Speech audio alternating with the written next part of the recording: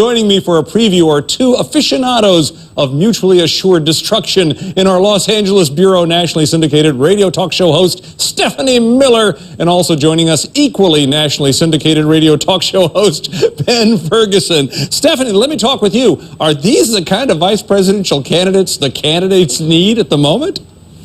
Oh, well, I think, Sarah Palin at this point is kind of a Category 5 disaster. I think if the Charlie Gibson interview was the Titanic, the Katie Couric one was kind of the Hindenburg. No wonder they're trying to get the vice presidential debate canceled.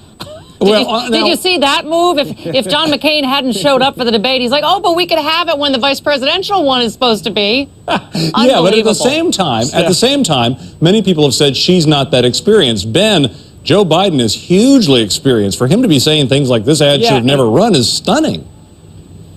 Or how about what no one's talking about, which is the fact that he said that FDR in 1929 went on TV and told people things are going to be okay. Well, he wasn't president when there was a big crash in the markets then, and they didn't have TVs in 1929. So, this guy's just saying, hey, FDR really calmed people down on TV. I'm going, do you not even know who the president was then? Did you not realize there wasn't TVs back then? This guy's got the experience. So they take the shots at Palin. The point is, it's tough day in and day out to answer a whole bunch of questions. And when someone wants to knock you down, and they go after you on something they think that you may not remember at that moment, it's going to happen. But when you're claiming that, TVs were around when they weren't, you can take the same shot. I think this debate, though, I hope it gets to real issues and doesn't get for this little tit for tat, I got you stuff. I hope they get to have a real debate because the American people, honestly, after all we've seen, they really deserve it. What do you think they should be talking about, Ben? What issues?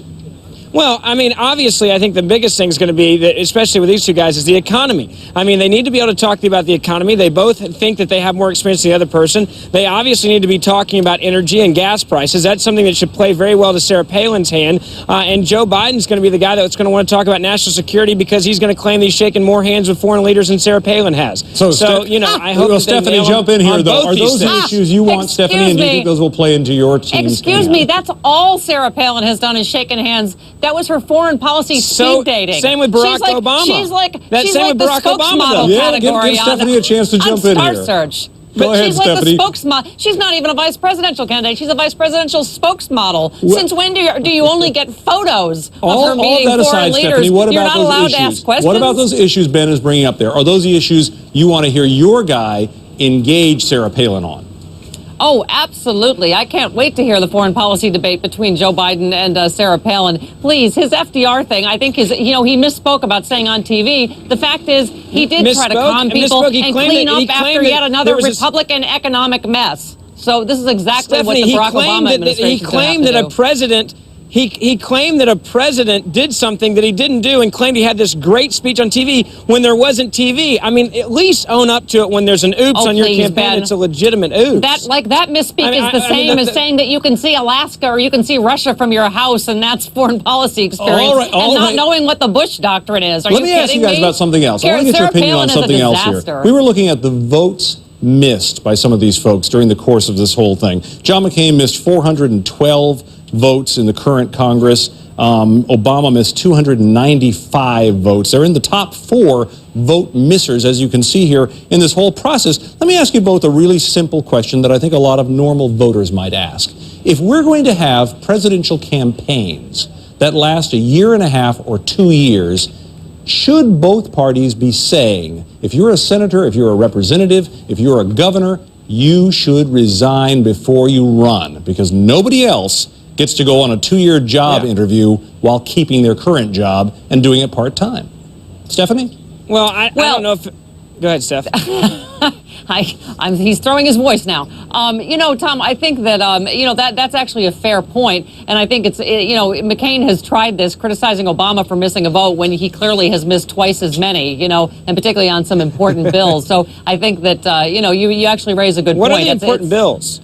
Well, hold on, Ben. When you say what important bills, theoretically, if a bill is being brought forward in the U.S. Congress, shouldn't they all be important?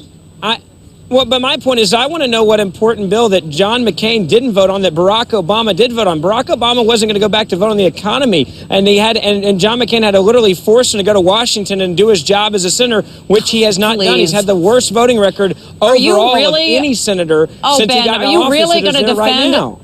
this cheap political stunt that John McCain pulled that just backfired because now he looks like an even bigger idiot. We'll see what the polls say he's going to go debate anyway, even though they don't have a financial bailout. Let me ask you guys both. He's not even on the committee that he would have anything to do with it. Over all of this, don't both of you every now and then just shake your head and say, look, cheap political stunts, both parties have plenty of them to go around, and both parties ought to get a little more serious about not doing them.